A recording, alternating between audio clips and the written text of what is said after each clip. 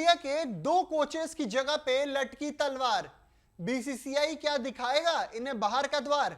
इस बार हो जाएगा आर या पार।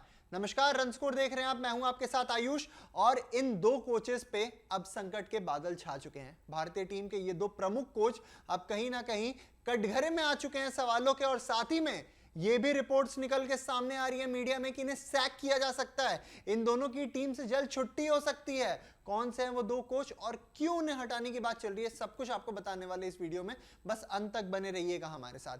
देखिए, भारतीय क्रिकेट टीम जिस तरीके से खेल रही है, अगर आप व्हाइट बॉल की बात करें तो उनके लिए जो दो सबसे बड़े इस तरीके से टेस्ट बोला जाए ना, उसमें से एक में उन्होंने पास कर दिया, एक में फेल हो गए बुरी तरीके से। पहला जिसमें उन्होंने पास किया वो चैंपियंस ट्रॉफी। आप सभी को पता है व्हाइट बॉल टेनियर में गौतम गंभीर किस तरीके से आते हैं, एक नया लॉट बनाते हैं टी20 में। ओडीआई से ये आप देखिए किस तरीके से रोहित विराट को बैक करते हैं। रोहित विराट को बैक करने के बाद उनके साथ चैंपियंस ट्रॉफी जीतते हैं। टी20 में जहां भी खेलते हैं ताबड़तोड़ अंदाज में खेलते हैं, हर टीम को हरा रहे हैं। और इसके बाद एक आता है पूरे ऑपोजिट में रेड बॉल, जहां पहले न्यूजीलैंड से 3-0 व्हाइट वॉश हुए अपने घर पे, बीजीटी बुरी तरीके से हार गए। तो रेड बॉल में कंप्लीट फेलियर, व्हाइट बॉल में पास विथ फ्लाइंग कलर्स। ऐसे में जो मझधार में आके इंडियन टीम की अब नैया फंस चुकी है, उसमें बीसीसीआई भी अब थोड़ी बहुत संशय में था। संशय में क्यों था? क्योंकि कहीं ना कहीं अब आपको रेड बॉल पे कॉल लेनी है। रेड बॉल पे अब आपको चाहिए कि अगर एक नई टीम आ चुकी है और वो भी अगर अंडर परफॉर्म कर रही है तो उसकी वजह क्या है। देखिए, मैनचेस्टर टेस्ट बिल्कुल ड्रॉ हुआ है 100%, बहुत ही ऐतिहासिक तौर पे इसको ड्रॉ भी कर दिया गया। पर कहीं ना कहीं जो रेड बॉल है अभी भी वो कंसर्न है, क्योंकि हम सीरीज जीते नहीं है, अभी भी सीरीज लेवल नहीं है। कहीं ना कहीं इंग्लैंड हमसे आगे ही है इस सीरीज में। ऐसे में लगातार इंडियन टीम के इन दो कोचेस, पहला जो बॉलिंग कोच है मॉर्नी मॉर्कल और दूसरा असिस्टेंट कोच रैंट एंड डेइसकाटे, इन दोनों के ऊपर खतरे की तलवार लटक चुकी है, खतरे की घंटी बज चुकी है इनके लिए एक तरीके से। क्यों?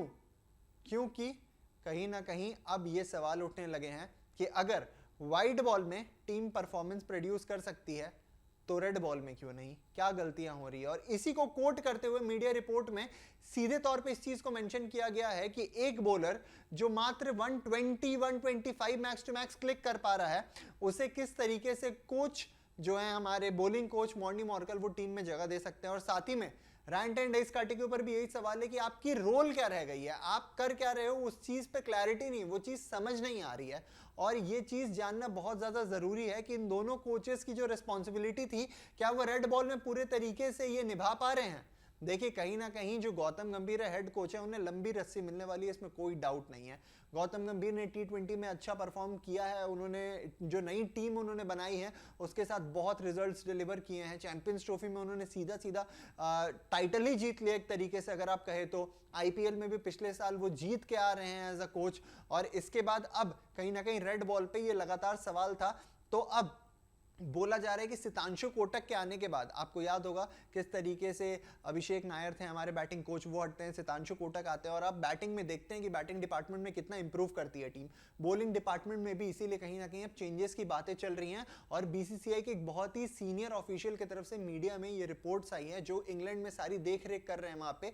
उनका कहना है कि कहीं ना कहीं जो एशिया कप है वही लास्ट एक तरीके से इन दोनों कोचेस के लिए असाइनमेंट रहने वाला है। एशिया कप के बाद इन दोनों को छुट्टी मिल सकती है, इन दोनों को बाहर निकाला जा सकता है, सैक किया जा सकता है टीम से।